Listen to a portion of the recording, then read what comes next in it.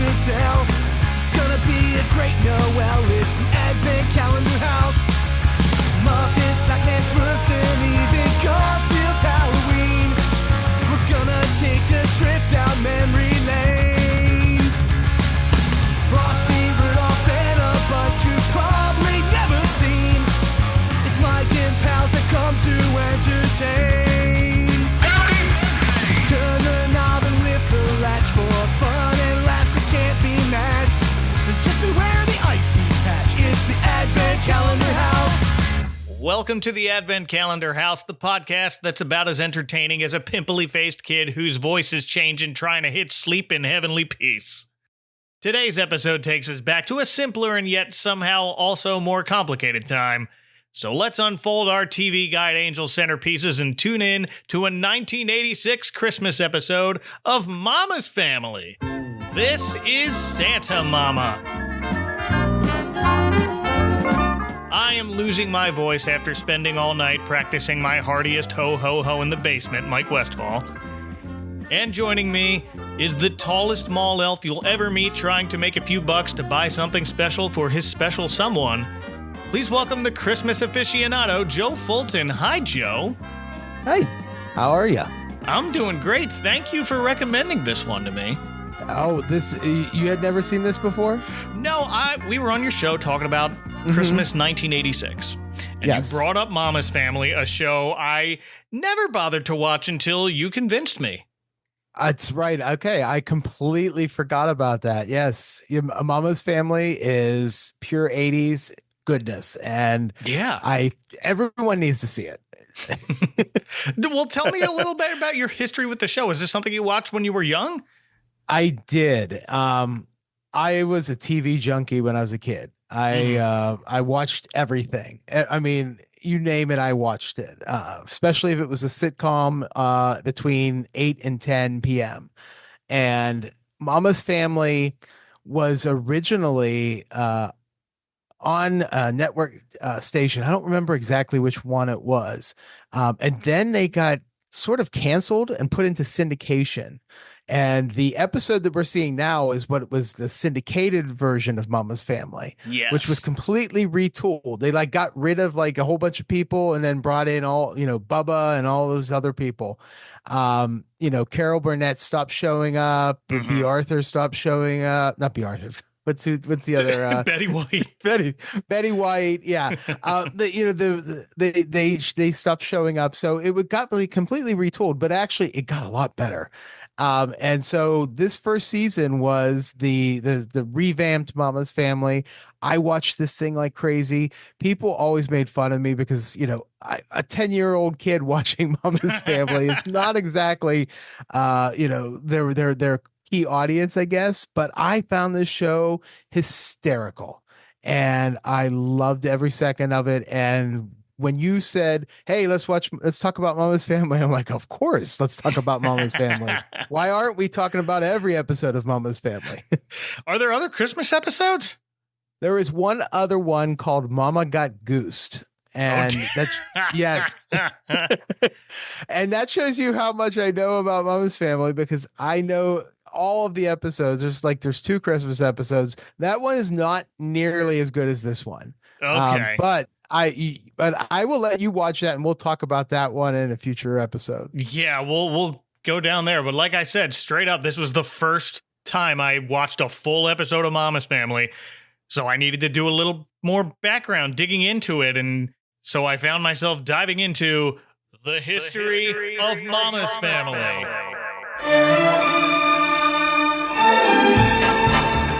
Which I didn't realize was a spin-off of a regular sketch on the Carol Burnett show. It was. I don't think I knew that when I was a kid. When it was a kid, the Carol Burnett show, I don't know, it was really on reruns and stuff. Now that I'm older and I've looked back on it, I love to watch those old sketches. They're very different from the show, although there's still some similarities and stuff. But it is one of the best shows to come from a sketch. There's a lot of things that kind of blossomed out of some sort of Saturday Night Live sketch or something like that. This was a show that lasted what, 7 seasons, I think, 8 maybe. Yeah, this has such a bizarre history. So the mama character is just a breakout character. It was originally, well, it was the whole family. I guess the sketch was called The Family, and it's centered around Carol Burnett and Harvey Korman as a quarrelsome couple. And then Carol Burnett's cantankerous elderly mama was the breakout star. And so Vicki Lawrence got her own show. Mm-hmm. And Vicki Lawrence was like 18 or 19 years old when she started on the Carol Burnett show. Yeah. And this episode we watched, I did the math. She was 37, which, dear listener, is younger than the both of us. But, yes. Do you know Vicki Lawrence from anything else? She had a daytime talk show in the late 90s, I believe. And I did watch that. And in fact, there was an episode. Yes, I told you I watch everything on TV. There was an episode where they had a Mama's Family reunion. Oh, good. On that talk show. You should go back and watch it. It's really a lot of fun. And that lasted for a few years. But I mean, in reality, the biggest thing I remember her from is Mama's Family. Okay. Yeah, I know she also played Hannah Montana's grandmother. I did not watch Hannah Montana, so Neither did I saw that on her wiki. I'm just like, oh, okay. Well, it makes sense because she's also a singer. Yes. The Night the Lights Went Out in Georgia. That's Vicki Lawrence. That's her big hit. Oh, wow. That's the night that the lights went out in Georgia. But yeah, it was NBC that these first 2 seasons aired on, and then it got canceled. And then 2 years later, Lorimar Telepictures was looking for shows to run in first-run syndication, which was then a new thing. Mm-hmm. And they noticed Mama's Family had high ratings in summer reruns, so they ordered 100 new episodes. That's great. Which brought the show into 1990. I would have never guessed this lasted into the 90s. It did. And I mean, they cut, like I said, I mentioned before, they got rid of a bunch of cast. Like Vin has 2 kids in the first 2 seasons, and they never show up again. Like, where does his kids go? They got Judy Winslow before Judy Winslow. Yeah, and then but they did bring they brought in Bubba. Yep. And then Iola, the neighbor, who never showed up in the original first 2 seasons. So yeah, I'm almost pretty sure that Iola did not show up, or if she did, she was a guest star, like, and it wasn't a recurring character. We need more characters. Yes, I honestly, I don't watch those first 2 seasons. They are not very good. And so I don't like them nearly as much as when they retooled it. So my memory might be a little off on that. So, forgive me, Mama's Family aficionados, if I'm wrong. I'm sorry. I apologize that I didn't realize when Iola started showing up on TV. It's all right. She shows up here, but this episode, Santa Mama, was part of that first season in syndication. It aired December 20th, 1986. Unfortunately, that means it was tough for me to find those syndicated seasons on official streaming platforms.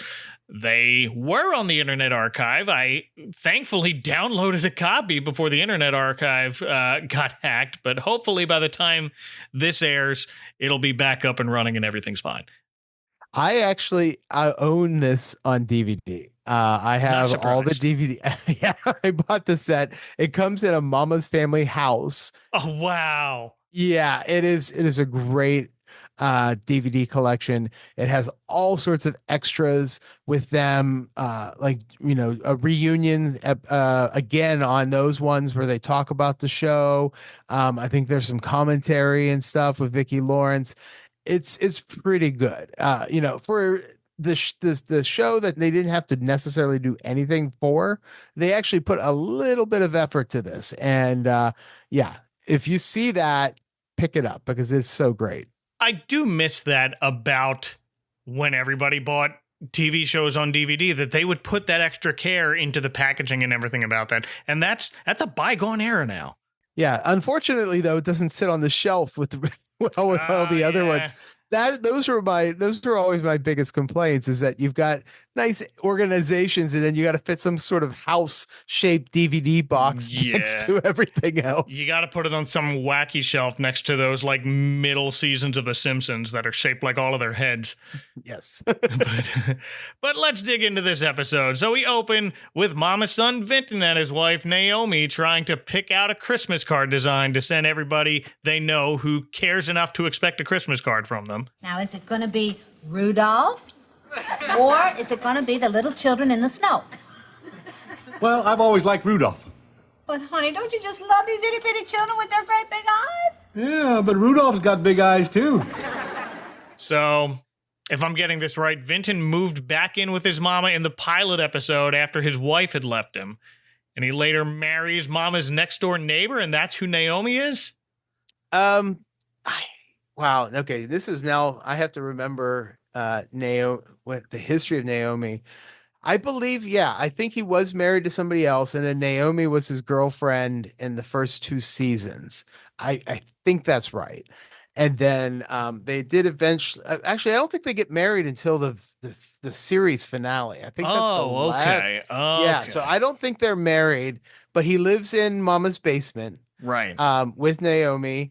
They don't have a lot of money. Vint, I guess his kids went away somewhere, and he did have an ex-wife, but I don't think we ever saw her. Okay. So I think, I mean, he works as a locksmith, and I think all he does is just like make copies of keys. Like that's all he ever does. Well, all right. Speaking of Mama's house, do you know where else we see this particular house that you see in the opening credits? Well, I think it's on the same street as another sitcom, but I don't remember what the history of that is. Apparently, it's one of Jamie Lee Curtis's friends' houses in the first Halloween movie.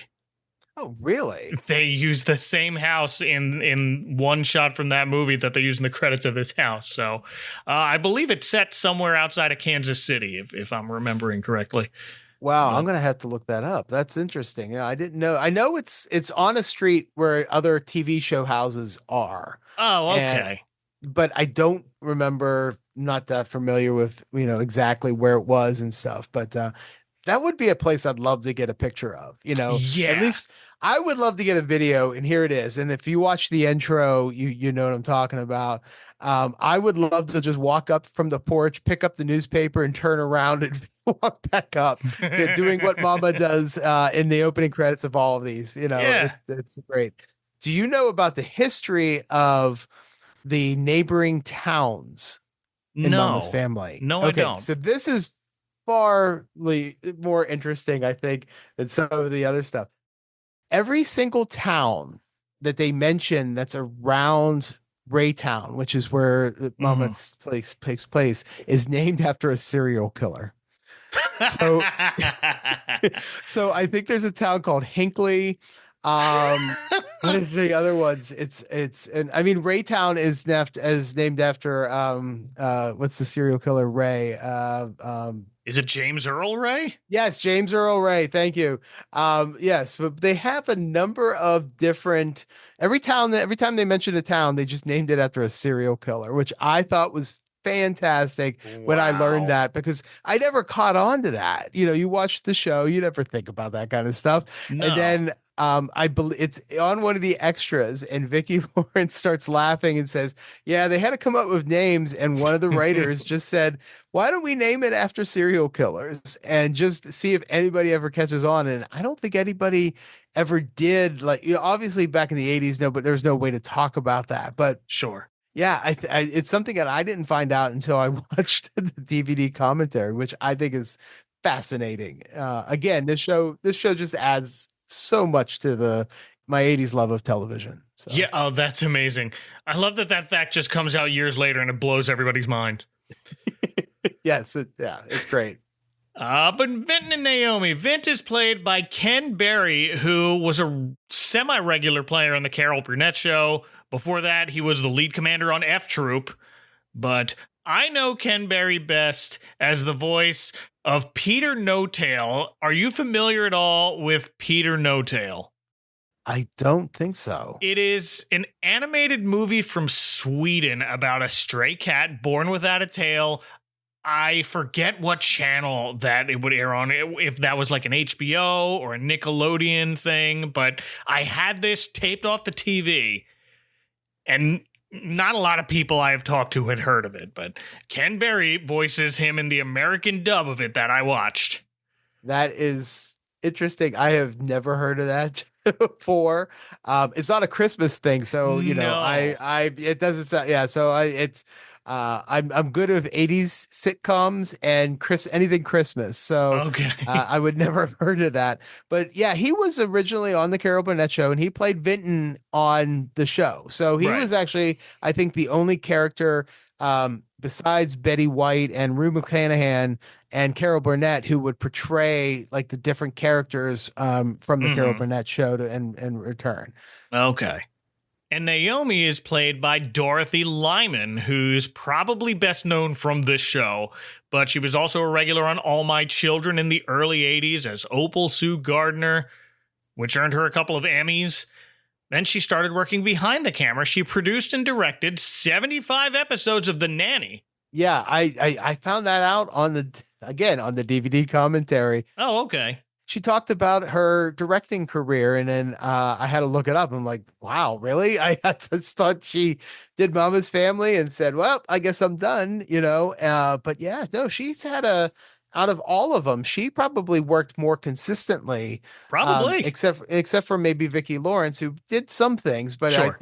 I think Dorothy, I think she was probably very busy. It sounds like 75 episodes. That's a lot. Yeah, looks like it. That's most of the run, I think. Probably. So Naomi gives Vint 2 Christmas card choices. One's got a cartoon Rudolph with big cartoon eyes. The other's got a couple of children standing in the snow, also with big cartoon eyes. And she's trying to steer him in the direction of picking the kids in the snow. But Mama enters with some laundry. Naomi asks her opinion, and she wants no part of this. Miss Harper, which Christmas card do you think that we ought to send? Get them bug eyes out of my face. I got laundry to do. Now, 'tis the season to be jolly. Yeah. Tell it to Donner and Blitzen. Nothing to do with the whole merry mess. Yeah, Mama is just in a bad mood. Well, I mean, Mama's always in a bad mood, but yeah. And this is even before the big, discovery of what happens. She's already in a bad mood. So, but of course, she's a retired old lady who now has 3 people living in her house that she has to care for, and she's working probably harder than she ever did before. So, Right. We can give it to her. Yeah. We need to establish very quickly that she wants nothing to do with what she calls the whole merry mess. For 50 years, I have been in charge of Christmas. I've jingled your bells and I've roasted your chestnuts. This Christmas, you goons can just rump-a-pum-pum without me. Boy, I hope I never get tired of jingling my family's bells. But Naomi pinches her husband's cheeks and tells Mama she mustn't talk that way in front of Santa. Huh? Oh, didn't I tell you, Mama? Out of all the guys at Quick Keys, I got picked to play Santa down at the mall this year. Well, Fenton, I can't believe you'd want to play Saint Nick. I used to have to drag you kicking and screaming to sit on Santa's lap. Well, I know, Mama, but I was in the 8th grade. Yeah, Vint is going to earn some extra money. Copying keys is not obviously going to get them out of Mama's basement. So, No, not very lucrative there, but no. hopefully he'll see more success as Santa.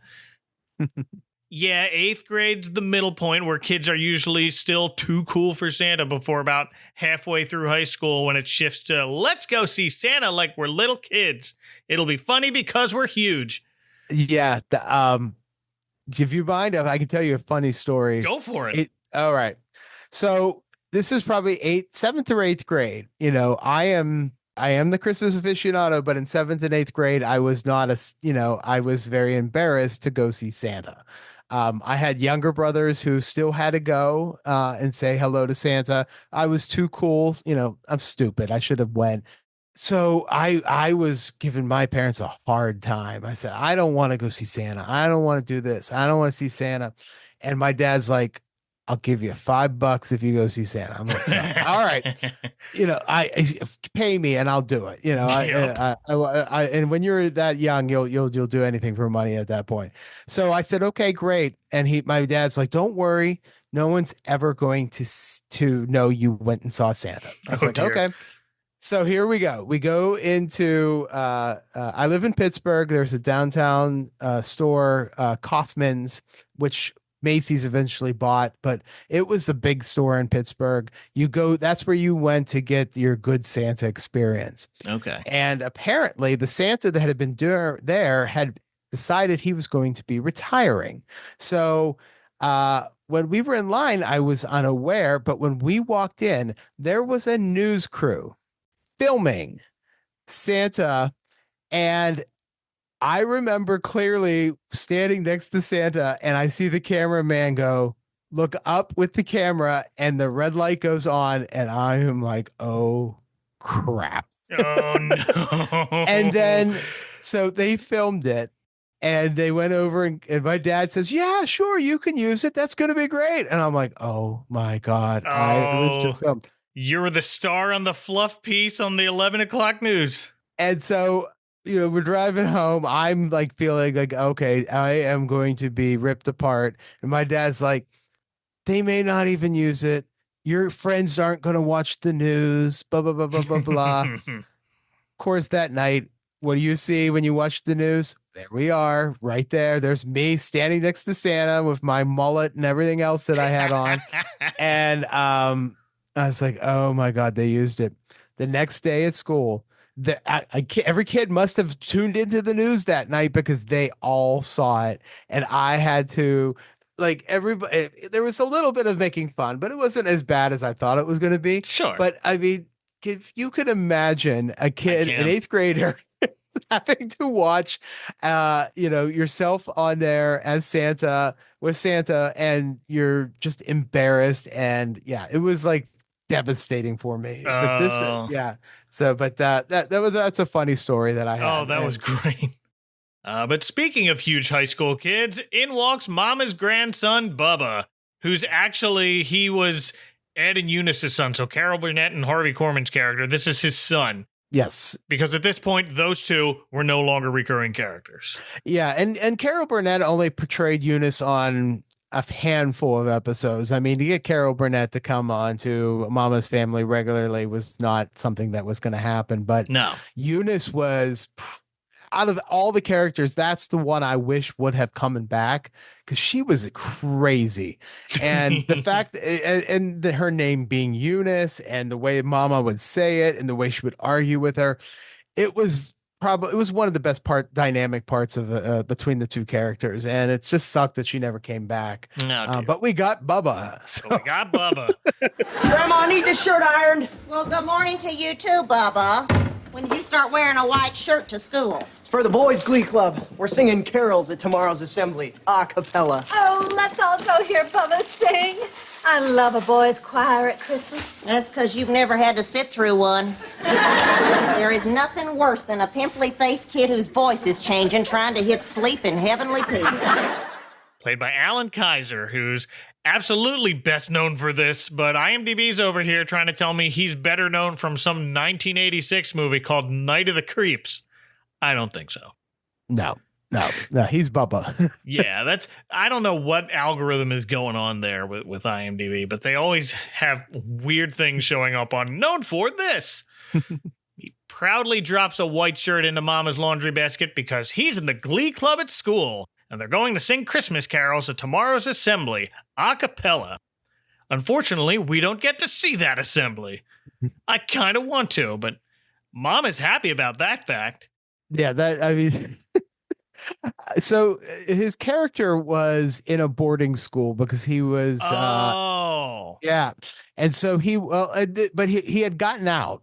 Okay. But that's how the explanation of where Bubba was for all those years. Okay. Yeah. And so he was a really bad kid, and he got put into boarding school. They finally released him, and he had to live with Mama. But Eunice, of course, ran away, and his dad ran away. So they would always reference him, but again, like I said, you never saw him. But yeah, Bubba was like this bad kid, and then all of a sudden he was like this goody two shoes kid on the show. It was really weird dynamic. Wow. Oh yeah. But he changes the subject by asking Naomi what kind of Christmas present he can buy a girl to impress her that's under $7. And Mama correctly answers not much of one. So I gotta ask, what is the cheapest Christmas present you've ever bought for a romantic interest? Okay. Well, God, I'm old. I've been married for 20 some years. So let me think about it. While you're thinking, I'll tell you mine because mine goes way back as well. This one goes back to 6th grade. Wow. And I bought like $5 earrings for this girl who was completely out of my league because every girl was out of my league. I was the shortest, least mature kid in my grade through most of my childhood, if not all of it. But these cheap little earrings that I gave to her, and I have not spoken to her since 6th grade, probably. I don't even remember her last name. Well, I guess I'm going to go way back. This is probably this might be 1986, actually, the year that this came out. Yeah. I remember there was I guess it would have been elementary school. It was a girl that I sat next to. Her name was Sasha. She was so cute. And I remember buying her a pack of Garbage Pail Kids because I thought that would impress her. So I spent 25 cents because that's how much Garbage Pail Kids were back then. And I remember giving her that pack, and I think she liked it. Hey. Because every kid, even the girls and stuff, some of them, they all collected Garbage Pail Kids. Yeah. So I remember giving those to her. I don't think we ever had our little boyfriend girlfriend thing going on, but we were like 11 or so. But so a pack of Garbage Pail Kids is what I gave her. Oh, so, well done. Yes. But yeah, we were both a lot younger than Bubba here, who really wants to make enough money to buy whoever this girl is something nice. So Vince suggests he work with him at the mall taking pictures of kids on Santa's lap. He says they pay $1 a picture, which actually sounds pretty good in 1986 at the mall. Yeah, I guess if you think about it, but if you look at the amount of kids that are in line, there's like 7. So. No, it's a short line here, but I mean, the soundstage was small. Yes. So. But Vince says that includes the biggest shopping day of the year, Christmas Eve, which, once again, who is taking their kid to see Santa on Christmas Eve? That's why the line's short. Yes, and nobody is, because if you haven't seen Santa before, then he doesn't have enough time to make your present. And he's in the air. Yeah, exactly. Awful parents. Yeah, well, Mom is not happy about this. She asks, while Santa and his little helper are out kicking up their heels on Christmas Eve, who gets to stay home and do all the work? Cinderella? Get out of my kitchen before I turn you all into pumpkins. We then cut to Vinton and Bubba bringing their Christmas tree into the house, knocking over a lamp in the process. Mama asks, isn't it too early to be putting up a Christmas tree? And Naomi tells her it's December 23rd. And Mama's reply to that is, I know, they're cheaper after Christmas. It is way too late if it's December 23rd. That's that's a trope that they throw in all these damn sitcoms of like, oh, we're going to put our tree up on December 24th or 2 days before Christmas. That's crazy. That is so crazy. I understand why they have to show it on TV and movies, because they have to show the decorating of the tree happening. They need something for the characters to do. But in real life, I think we might have found the generational gap here in this episode is between people who decorate their tree on Christmas Eve and the more modern time frame of Thanksgiving at the latest at this point. Yeah, my tree goes up the day after Thanksgiving. Same. That's not my. Well, no, we put it on Thanksgiving. Okay, yeah. I'd love to do it earlier, but I get overruled. So as long as my craziness of decorating Christmas with all the trees and everything that we have. If that's what I have to abide by not putting it up until after the Thanksgiving holiday, I'll live with it because then it can stay up until like January. So That's right. yeah. They start getting the tree decorated, and in walks, without knocking, I'll add, Mama's neighbor Iola. Hi, Ben. Hi, Ella. What do you think of our tree? Oh, it's just glorious. Oh, I wish we could have a real tree, but Mother's allergic. We've just got this old rusty aluminum one. Well, at least it doesn't shed. Played by Beverly Archer, better known to me as Gunnery Sergeant Bricker from Major Dad. I don't think I watched Major Dad. Oh, I wouldn't say I watched Major Dad all the time, but like I definitely clicked that, oh, I know her from something. What do I know her for? And when I looked it up, that was it. I got it. Mm-hmm. So Iola's character replaced Fran, who was Rue McClanahan's character. Yeah, well, Fran was her sister, Mama's sister. Yeah. Mm-hmm. I mean, she actually lived in the house with them. So, Okay. yeah, no, so she wasn't the neighbor. And like I said, I think maybe Iola was there, but I'd have to rewatch. Maybe for like an episode or so, and then they decided, well, this is a good character to keep going when we bring this back. But by the time the show was brought back into syndication, Rue McClanahan had joined the Golden Girls at this point, so she was not available. That explains Betty White as well. Yeah. So Iola enters holding a little papercraft Christmas choir boy doll she made out of her TV guide. I forget what I was watching the other day with my kids, but someone had a TV guide in whatever we were watching, and my wife went, wow, remember TV Guide? Greatest magazine ever. That's for sure. Yeah. And, you know, it's funny because you look at that, the craft that she made with the TV guide. My grandmother made tons of those like kind of characters out of the TV guide. Out of the TV Guide. Yeah, she would take the TV guide and she would do the folding and then she would spray paint it and it would be the body and the base of some sort of character that she would create. So when I see that, I'm like, my grandma did that. Wow. Like that is a craft that that's people actually did. So good for the writers to come up with like a good idea. They must have had to like look around and talk to people and try to find out like what were people doing, kind of crafty stuff, because Iola does that in almost every episode of Mama's Family. She always has some sort of like new thing that she creates. But yeah, the TV guide thing was definitely something that people did. Oh, I never would have guessed that. Yeah. Iola also compliments their tree, adding she wished she could get a real tree, but her parents are allergic, so they have a fake one. And Mama says, well, at least it doesn't shed. And you know what? I'm with Mama on this one. My wife's allergic, and real pine needles are a pain to clean up. So I understand. I would love to have a real tree, but they are a pain. And I have slowly just said, okay, you know what? Fake is just as good. It is. Because then it's less cleanup. They last longer. Yeah. So if I want to keep mine up until mid-January, I can. If I have a real tree, that's going to push it after a while. You can't do that. And I mean, I have the added issue of living in Florida. It's real dry in December, so the needles are falling either way. Yeah, that would be sucking up so much water. Forget it. Not worth it to me. And also, I like it when my wife is breathing, so. And Iola's mother is actually a reoccurring character that you never see. It's kind of like they mention her all the time. She's always described as this really obese woman who doesn't leave the house. Yeah. Yeah.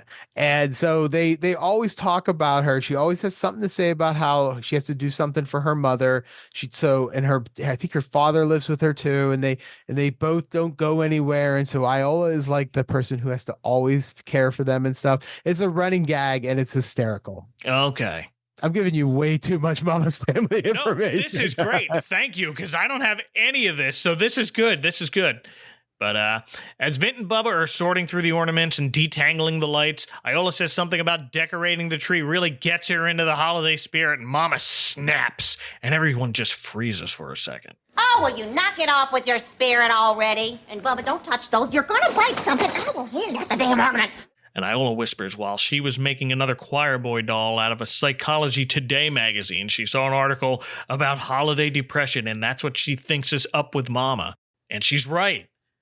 We start to get to the root of the issue here, and Mama's frantically looking through the box of decorations for the star that goes on top of the tree. It's the star, the star that her husband made when they were young and had no money. Right. Then identifies it as Daddy Star, and now I understand. So Mama's late husband Carl whittled this out of wood during their first Christmas together because they didn't have enough money for ornaments. Carl whittled that beautiful yellow star. He said, Thelma, as long as we have our star, we'll always have a happy Christmas. And as heavy as the holiday depression must have been on her before, it's really weighing her down now that she can't find this.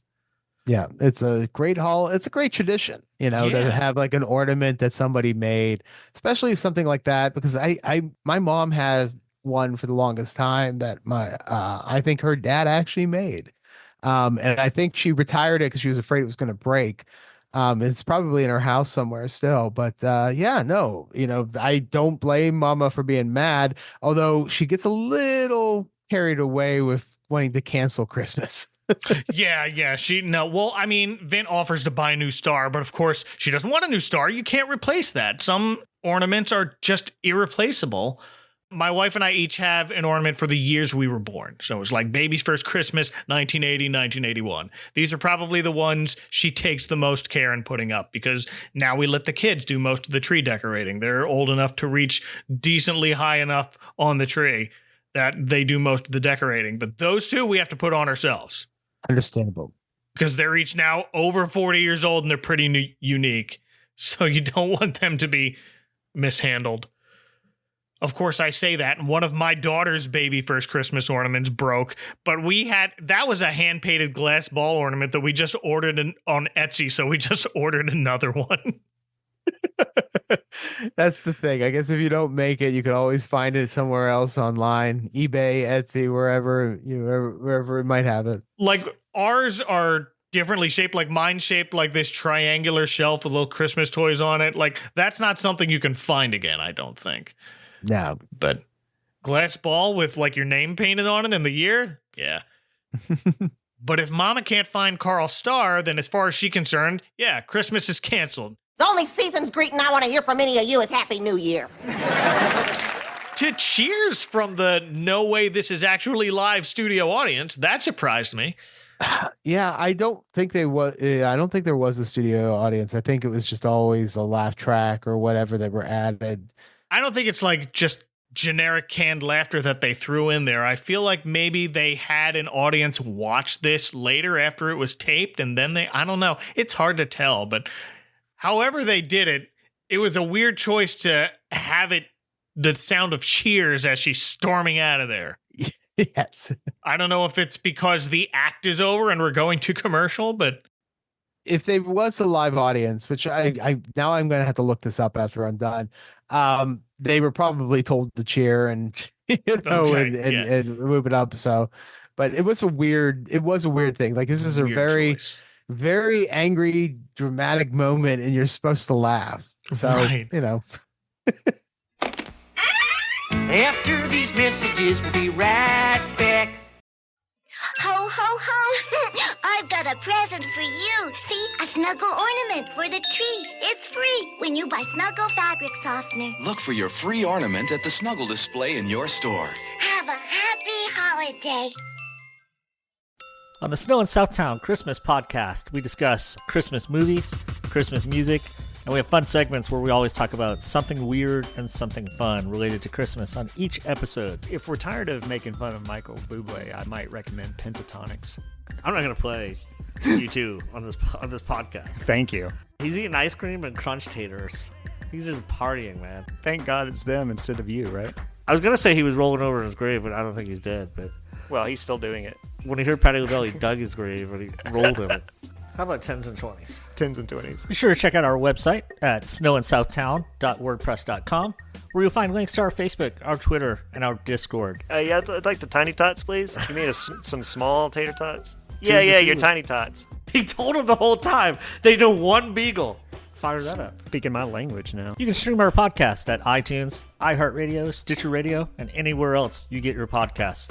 It's a problematic movie. Yeah, we should pee together at least once per decade, really. He is Dallas Snow South because he's jingling those bells. Keep jingling them bells. Jingling those bells. Look what you did, you little jerk. Check out Snow in Southtown. You won't regret it.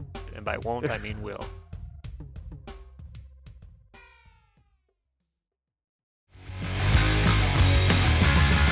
We return to later that night. The tree is now fully trimmed, and Naomi's playing "Oh Christmas Tree" on the piano while everyone else sings Christmas tree, oh Christmas tree. They're truly awful singers, aren't they? They're not great. No, they're bad. But I mean, I think she calls them cats on a fence. I mean, obviously they probably did it on purpose to make it sound bad, yeah. but it's still it's really bad when you hear it. Yeah. Vint tries to cheer up Mama by showing her the decorated tree, which wrong move, my guy. After the conversation you just had.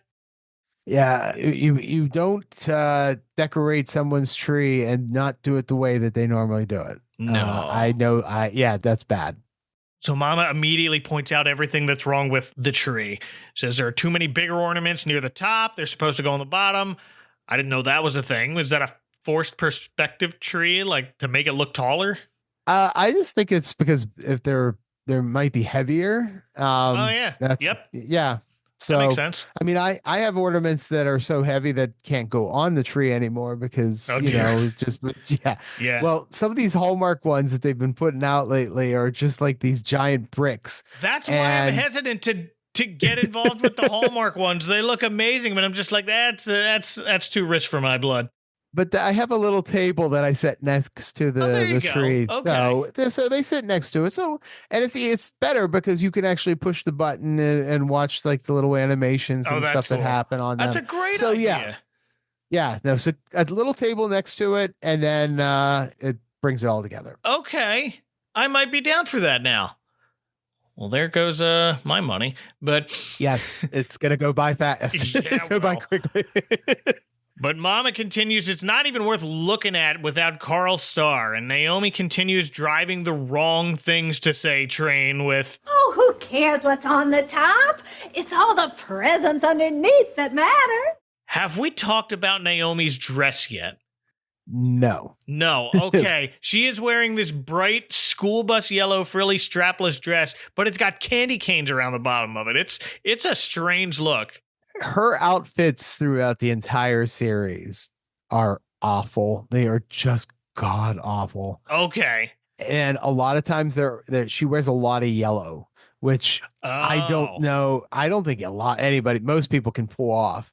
I think she can, but she does. They love to make her look trampy, as Mama will always say. Okay. And so it works really well. They just Christmasified her yellow, because it's like a strapless like kind of shirt that kind of sits right below her neck and stuff. And yeah, it's it's a reoccurring thing about how she dresses, and Mama always commenting on how loose she might be and stuff like that. So okay, yeah, this I didn't realize that it had candy canes on until about halfway through this scene. It's not explicitly festive until you notice those candy canes. I didn't notice it, so I'm going to actually have to go. I've seen this episode 100 times, and now I'm going to have to go back and watch it again. So yeah. Well, Mama tells her and everyone don't expect a lot of presents from her this year. She got everyone one gift, and that's it.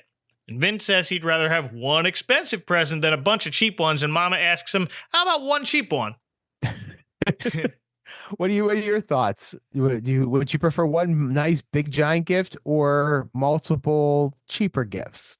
I wouldn't turn down multiple cheaper gifts.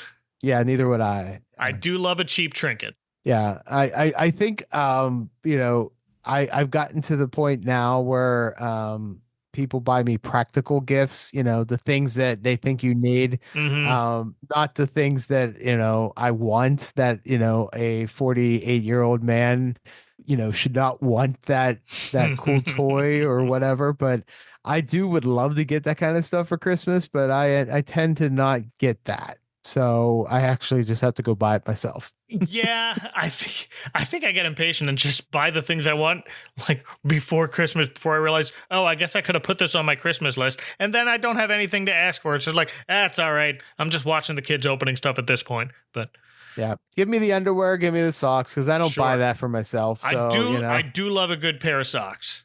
Yes, socks are great. I got drawers full of nerdy sucks. So that's really what I get. And I'm fine with that. Yeah. But here Iola calls out Thelma's peculiar behavior at Christmas as she's folding another magazine into a choir boy gown, and Mama snatches the magazine from her and crumples it up. It's another awkward moment for everyone here, so Bubba tries to ease the tension by asking his uncle if he's ready to go for his big gig playing Santa. Vince says he dropped off his Santa suit at the 1 hour cleaners and they told him it'd be ready by tomorrow, which, wait a minute. Bubba asks Uncle Vin if he's practiced at all or if he's going to wing it. And I imagine most of being a mall Santa is winging it, wouldn't you think? I would think so, but I think you have to actually practice the laugh. I mean, you want to make sure you have that right, which is exactly what he does. Yeah. And Bubba follows him to like the basement. He's like, "Come on, Bubba, we're gonna go. I'll go practice." And it's like Bubba's like, "Yeah, that sounds like fun. That sounds awful. I don't want to. No, I don't want to listen to some guy pretend to be Santa. Like, you can do that on your own." Because Vint gives this weak little ho, ho, ho. Well, there's nothing to it, Bubba. You just put on the suit and you say, ho, ho, ho. Is that the way you're going to do it tomorrow? Well, something like that. And, ho, ho, ho. Pathetic. Them kids are going to laugh you right out of that mall. Well, it's pretty bad, so I don't blame Mama. Yeah. Mama loves to criticize, and I think I think that's a valid one. So yeah, so now he spends the whole night practicing. I do love the joke where Iola tells him to try it lower, and he bends his knees and squats and says it again. You see, this is the humor that I loved because it was in Mama's Family. And I remember, like, my mom would say to me, she goes, "Why are you watching this show? That is not, like almost like it's lowbrow humor. It's almost, it's not, I guess it's not dirty humor, but it's just like dumb humor." And I loved it. And I still love it. That's what that show's about. But like I said, a 10-year-old kid watching the show is not something that most people did. So understood. But now Naomi finally tells Mama she's upsetting Vin, and Mama says if she's going to go all the way down to the mall to see him, he'd better be good. Oh, Ma, you're going too? I thought you didn't want to have anything to do with Christmas. This doesn't have anything to do with Christmas. It has to do with being there for my son. I was there when he was a buttercup in the kindergarten show and wet his pants. A buttercup. All I'm picturing is, you ever see that episode of The Fresh Prince of Bel-Air where it's a bunch of little kids dressed like sunflowers in green tights, and Will's there too because of some detention or some kind of punishment where he was failing a music class or something. So he had to join this choir with a bunch of kids. So they're all singing "You Are My Sunshine" dressed as sunflowers, and they're all wearing green tights. And here's Will Smith with these kids in a sunflower headdress thing and green tights. That's what this thought reminded me of. I don't remember that episode, but it sounds hysterical. It is so hysterical. Yeah. But Mama insists being there for her kid, no matter how much he humiliates himself, is what being a mother is all about. And then we cut to the mall, where there's no sign of Santa, but there's a line of bored children and impatient mothers. And the mom in front of this line lets us know Santa is 15 minutes late. She and her son are dressed in these, I guess they're supposed to be like chic winter mall outfits that just scream mall luxury. They're obviously the upper class of Raytown. The original Karen of Mama's Family. Oh dear. Yeah. They shop at the JCPenney and nowhere else, but Santa's here, so they gotta go. Yep. But the mother's got on this fur coat and wide brim black hat. But the kid is wearing a suit with a bow tie underneath that looks like a wool peacoat and a matching old-timey looking driver's hat. You would expect him to just be having like a lollipop in his hand, Yeah, exactly. He looks like little Bruce Wayne and his mom in Crime Alley. Yes, that is exactly right. Yeah, does she have pearls on? Because that's always the scene too. I didn't look, but she might as well. She's got the fur coat. So maybe this is a young Bruce Wayne. Oh dear. Well, Bubba, who's the tallest elf you'll see in, well, about 16 years, is wearing a candy-striped shirt and green overalls and kindly explains Santa will be there soon. He's got a lot to do today. Instead of me shouting at my screen, maybe don't wait till Christmas Eve to see Santa. and Bubba's clothing is another thing to point out. He wears a lot of overalls. Does he? In the first season that he's on, they did eventually change his outfits and stuff, but they always try to dress him down to look a lot younger than he is. Like, this guy's supposed to be like a 16, 17-year-old kid, and he looks like he's 25. Well, that's a lot of actors, to be fair. Yeah. But that weird way to dress him down to look younger, that's... How younger do you want him to look? He's a juvenile, so he's juvenile delinquent. So, but the boy in the dorky outfit starts chanting, "We want Santa," and all the other kids follow suit. Hold on, kids! Bubba tries to quiet them down and is relieved to see Mama, Naomi, and Iola show up and explain traffic's a nightmare out there. Of course it is. Have you ever gone shopping on Christmas Eve? Don't. Yeah, don't. No. It's by the time Christmas Eve is supposed to be like a relaxing day, but it never. I mean, it never is, but you're supposed to be. Yeah. I usually do end up swinging out to get one more thing for stockings. In recent years, my wife has made it a tradition to make veggie lasagna for Christmas, and she'll make a bunch for family and friends, put them in little serving pans, and then I will head out on Christmas Eve to deliver them. And traffic's the worst. Yeah, no. I mean, I live in a smaller town, so it's not as bad, but and my family all lives like around me. But I always on Christmas Eve, I've been doing this. I've been making my own cinnamon rolls.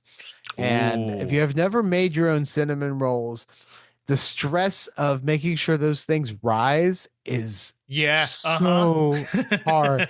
And they're like, last year turned out great. The year before that, they never rose. We still baked them and ate them, but they were very small and not fluffy. Man. Like, so you're supposed to be making the cinnamon rolls that you're going to have on Christmas morning, and if they don't come out good, your Christmas morning breakfast routine is crap. And that's happened a couple of times to me. So it's a surprise every time. Yes. But Vint finally shows up as well and whispers, "We got a big problem." He practices ho ho ho a little too hard the night before, and now he's lost his voice. So now they need someone to play Santa, and Bubba apparently can't do it because he's the photographer. Naomi very proudly gestures to herself and says she obviously doesn't have the shape for it. Well, not with that attitude. Didn't stop Anna Kendrick, just saying. Yeah. The suit fits when you fit it. And Iola says neither does she, and somehow that leaves Mama to be the last option. Is there no other adult at the mall who could be Santa? No, apparently the Harpers are in charge of Santa at the mall, and they just say. And here's the thing: did they only have Santa the one day? Because it's only the one day that Vint is working. So so that's weird. Like, they don't have Santa any other day except for Christmas Eve, which I guess would be explain why they have this big line. But maybe Raytown is a small town. I mean, it is a small town, but maybe it's so small. This didn't have to be on Christmas Eve. It could have been the weekend before, guys.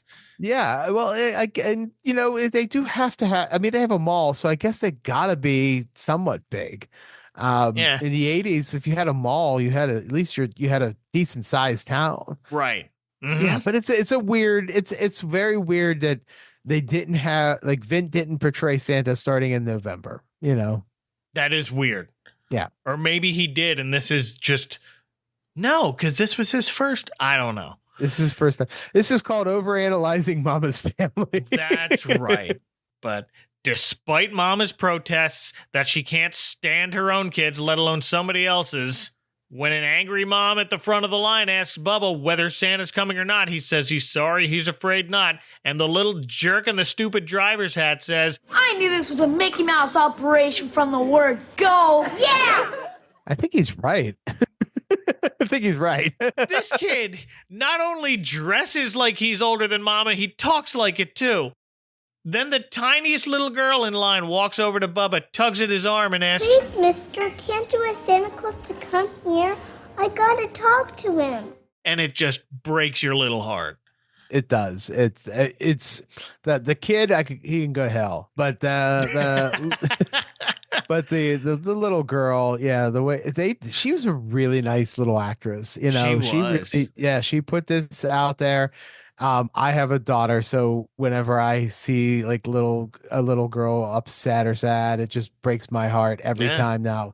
Wouldn't have done it maybe when I was younger, but yeah, watching that, I'm like, oh, of course, you want to make sure she has the best Christmas ever. Of course. And it melts Mama's heart too, so she swings in, picks up the girl, gives her a big hug, and tells everyone in line, Hey, don't leave. We just got a message from Santa. He had a little trouble on the road. He had to change a flat reindeer. Don't think about that too much, but... That's kind of disturbing. Yeah, it is, but it was a good joke. She says, everyone else, please just wait a little longer. Santa Claus is coming to town, and the line of kids erupts in cheers. And as Mama grabs the freshly dry-cleaned Santa suit from Naomi, right in front of the kids, by the way. They're off camera, but like 10 feet off camera. What a dumb shot. Yeah, it's like, oh, you didn't see that old lady just grab the Santa suit? What? And after another commercial break, Bubba comes prancing out of the dressing room to introduce Santa Claus, and there's Mama in the full suit and beard, and she's as shapely as Naomi in that outfit, but whatever. None of the kids care. And Mama does not mess around with her ho, ho, ho. It's fantastic. Ho, ho, ho! Merry Christmas! All right, let's take it easy, boys and girls. Yeah, let Santa sit down here. All right.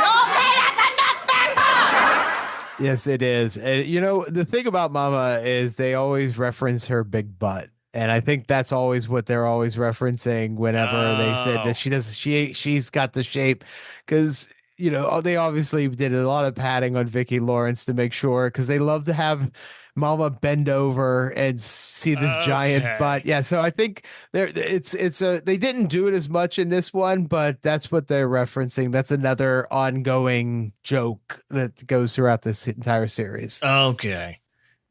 She is still holding her purse, which Bubba has to snatch away from her before she's immediately swarmed by the kids. That's not how lines work, but she has to shout over to them, okay, that's enough, back off. Vicki Lawrence was amazing as an old lady. She was just perfect. And like we said before, the first kid is the spoiled jerk in the pea coat and driver's hat, who immediately shouts, that ain't the real Santa, but the little girl says, it is too. And he says, it's not, it's all padding. And he punches Santa in the stomach, only to realize, oh no, it is the real Santa.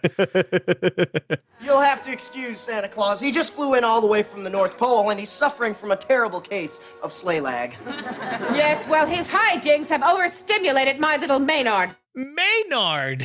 That's a great name for him. I mean, it's... Santa Mama shouts back, your little Maynard lays another finger on Santa, and I'm going to overstimulate his backside. Good. I do have a credit for Maynard, by the way. He is played by George Fulton. Oh. Yeah, related? Yeah, I mean, my last name's Fulton. Maybe I'm related to this kid. Maybe. He's only got one other credit on IMDb, and it's an episode of Different Strokes, the baseball episode. I don't remember that one, but...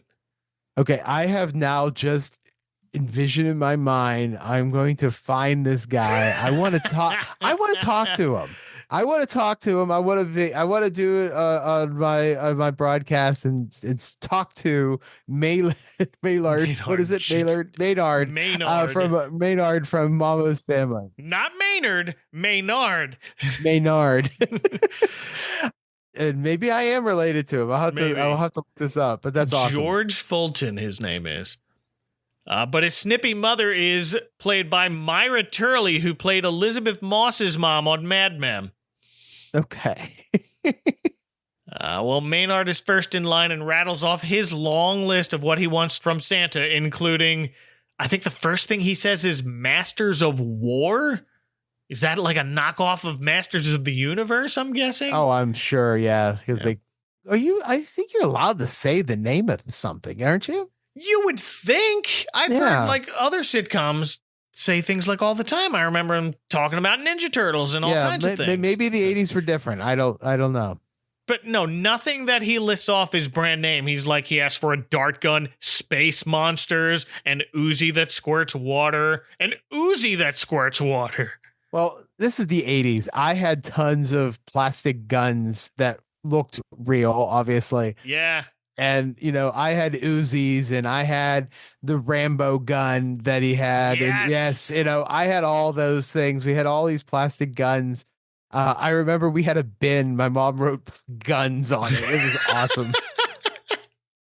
I think we had a bin like that. It didn't have guns written on it, but no, we had a whole chest. We had like a whole toy chest of them. Well, my mom organized everything. So if it had guns in it, this is where you kept the guns. All right. Yeah, and this was before that legislation where a toy gun had to look like a toy. So you didn't know. With the orange tip. Yeah. Yep. Yeah. And finally on his list is a hand grenade because he explains to Santa, I believe in a strong military. It's a great line. Oh, and at the end he adds he wants to add an air rifle, which his mom immediately shoots down. Pun intended. But tells Santa he could get hurt, so Santa Mama tells Maynard, I'll be sure you get one. Now, this is only 3 years after A Christmas Story was released, by the way, but well before it was a household name, so I think the writers of both are just from that same generation of kids who wanted air rifles for Christmas. I think that whole generation that's what you wanted. You wanted a BB gun. You wanted, I think that obviously that played into The Christmas Story. Yeah. I don't know if I ever got a BB gun. I don't remember. I don't think I ever did, but I did get like fake plastic guns, I don't think they shot water. I was more of a sword kid. We got the Nerf fencing swords. There's a video somewhere at my mom's house of my brother and me on Christmas morning doing like Nerf fencing, and then we played like the soundtrack to an NES game called Wizards and Warriors. We just put the title on there so we could play the music while we're fencing. Sounds amazing. But Maynard sticks out his tongue for the camera, and so does Santa, and it's a great shot where you see the Polaroid on the screen. Bubba makes $1. $1 for each of these kids, because we see a montage of kids sitting on Santa Mama's lap, including one little girl who's got a big giant lollipop that gets stuck in the beard. She also gets a little baby who pees on her. Then another little boy whose mom keeps whispering to Santa, not that, and everything the kid wants, and tries to mime riding a bicycle, but Mama thinks it's a motorcycle at first, then a pogo stick, and then Santa just tells the kid, why don't you just let me surprise you, and tells his mom, remind me never to play charades with you. I mean, it was clear she was asking for a bike. I thought. Yeah, I think Mama is just bad at charades. So. Yeah. But finally, we get to that sweet little girl who melted our hearts. Her name is Dory, and she is played by Marnette Patterson, whom I know best from the movie Camp Nowhere. Are you familiar with Camp Nowhere? Is that the one with Ben Stiller? No, that's Heavyweights. No, that's Heavyweights. Heavyweights. Okay. No, this is the one with Christopher Lloyd. Okay, I'm not familiar enough. I know the movie. I don't think I ever saw that. Okay, she's just one of the preteen or early teen girls in that movie. She also showed up in the last season of Charmed as Kaylee Cuoco's long-lost sister. Okay. And she starred in a 1999 TV movie on the WB called Movie Stars. I know her best as the little girl named Dory then. Dory. I don't think I saw any of these other things. Well, she also voiced Lucy in It's Christmas Time Again, Charlie Brown. Okay, well, there we go. That's from 1992, so that's not a real popular one out of the Peanuts catalog. But it's not. But I know which one that is, and I'm the Christmas aficionado. I remember all these things. So little Dory gives Santa her list, and the first thing we notice is that it's all stuff for other people in her family. First of all, could you bring my brother Billy a soccer ball? And he needs a new pair of sneakers. Yeah, that Billy's really growing like a weed, isn't he? Uh-huh. And my dad needs a new set of tools. His got stolen off the truck. Oh, honey. And my mom really gets cold in the winter. Could you bring her a mink coat? And Mom's in line waving it off like, you don't have to bring her that. And Santa notes that Dory's got everyone on her list but herself. So Santa asks what she wants, and she asks for, quote, baby love-a-lot doll in a pink dress. Don't bother looking for it, it's made up. Yeah. Another, just like Masters of War. Right. I don't understand why they can't just say Cabbage Patch Kids, but fine. But Santa tells Dory she'll get her doll. Dory then says, I love you, Santa, and the two hug, and we end the mall scene with an adorable Polaroid shot of Santa and Dory. I wish this scene was longer. We could have shortened the others before to get here, but it's also a very short 22-minute episode, so I understand. Yeah, no, I think we could have done a little less of, waiting for Vinton to show up or, the introduction. I think her with all the kids was awesome. And that's such a short little collaboration of scenes. And Vicki Lawrence is so great as Mama as Santa, which that's layered. They do a lot of this kind of stuff in the series of Mama's doing this or Mama's doing that.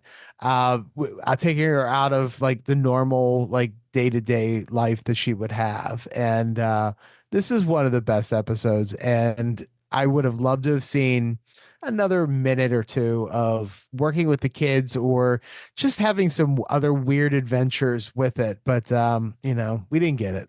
Nah, I'm happy with what we did get, but yeah. We cut back to the house late Christmas Eve night. It's probably Christmas morning at this point, but Mama finally admits she doesn't remember when she's had such a good time. Niola says she can't get over how she got all those kids to believe she was Santa, and Mama replies she even started to believe it herself, which goes a long way. But Vinton hoarsely adds, after that shopping spree you went on afterward, the whole mall believed it. Because it turns out not only did Mama get more than one gift for everyone in her family, but they all went around and got one of the stores in the mall to donate a set of tools for Dory's dad. And like I said, it might very well be Christmas morning by this point, so everyone runs in a different direction to get things ready to celebrate, leaving Mama alone in the living room as she turns on the tree and admits it doesn't look so bad after all. And then she does a double take because there on the top. What's Carl's star? Well, I wasn't here when we left. Who put this up there? They were all at the mall. It was, it's a great scene. When she sees it and then she's like, where did that come from? I mean, it's a Christmas episode has to have that magic. It's got to have that moment where you kind of go, oh, that's awesome. It's not reality, obviously. No, that's fine. Yeah. I mean, Mama very rarely ends with her not yelling. And this is one of those episodes, like it always ends with her, like, they cut to the house and you hear her saying something. This is kind of a nice, sweet little sort of ending for the episode. The fact that it glows and everything, it's really nice. Yeah. Mama swears it wasn't there when they left and starts to ask aloud, how on earth, before stopping herself and adding, maybe it wasn't on earth. Carl? Carl Harper, did you have something to do with this? Carl? Bless your heart. And this is when the star, which, by the way, is carved out of wood, starts to glow right before her eyes. And instead of screaming like I might have, her eyes start to well up. You always said as long as we had that star, we'd have a happy Christmas. Thanks to you, this is going to be one of the best. You have a good one too, Carl. Yeah. So it's a great episode. I love it. We cut to Mama's front porch, which is also decorated, including a couple of lovely pink flamingos hastily wrapped in lights. Loved that. Yeah. Might have to do that. And the closing credits feature the cast singing We Wish You a Merry Christmas, accompanied by Naomi, I guess, on the piano. And that's it. Well, that was lovely. Yes, I'm so great. I'm so happy you got to watch it. I had forgotten, like I said, that you had never seen this because when we talked about it on my broadcast, and I'm glad you looked into it. I think you need to see Mama Gets Goosed. I'm gonna have to now. It's not what you think, but well, no. Yeah, no. Christmas Goose. No, but it's yes, of course. But Mama's Family is a great show. I would encourage you to watch more episodes of it if you like this one, because there's some really great episodes. Yeah, this is such a fascinating little show that seems older than it really is. And I don't know if that's because of Mama as a character herself or because this is getting a second life in syndication. So I just assumed it was an older show in reruns, but this held up surprisingly well for a sitcom from the mid 80s. Yeah, I think it's also the decor, the set decor. Everything makes it look old, so you think it is. I'm sure the quality of the episode you found online was pretty poor compared, like even though my DVDs aren't that great. They're just like these 480, DVDs. Yeah, this looks like it was a rip from a DVD, so it wasn't terrible. I've seen worse. Yeah, there's no high definition Mama's Family episodes, unfortunately. That's but the humor is really good. It's inspired by Carol Burnett, and even though some of the Carol Burnett shows may seem dated and feel dated, the humor is great, and there's a reason why Carol Burnett is so beloved. And all these cast of characters, she handpicked them. So, she knew what she was doing. And the fact that this little sketch show became this 7-season, show that was hugely successful in syndication, but did not do very well on NBC, is great. Yeah, and this little Christmas story, it's very quick, but very heartfelt once it settles in. I enjoyed this quite a lot, so thank you for bringing it up, Joe. You're welcome, man. Well, if people want to spend the next 50 years jingling your bells and roasting your chestnuts, where can they find you on the internet? Oh, there's a couple places, but why don't we send them to my Christmas YouTube channel, Christmas Aficionado, where I cover everything movies and television. If it features Christmas adjacent, I have a number of different shows. The episode that we talked about was The Year in Christmas 1986. It's a series that's an ongoing series. At this point, a 1984 should be out as the most recent one, so I would encourage everyone to check those out. Once I'm done counting down the 80s, I'm going to go through the 90s, but I have other shows and episodes. Check it out. Follow me on Instagram, subscribe to me on YouTube, and then hopefully enjoy Christmas videos all year long, because I sit there and write them and edit them all year long. Yes, if you're a regular listener to this podcast, you will have a great time over at the Christmas Aficionado. You can find links to that in the show notes of this episode, and as always, you can find wherever I'm hiding these days at adventcalendar.house. Tune in next time when I visit a whole different set of super friends. Until then, for Joe the Christmas Aficionado, from the back of a line of the world's most impatient, snooty parents setting wonderful examples for their children who are all in their late 40s now, this is Mike Westfall saying, as long as you remember to mind the icy patch, we'll all have a happy Christmas. Good night, y'all. Merry Christmas and a Happy New Year. Merry Christmas, everybody. Next time on the Advent Calendar House.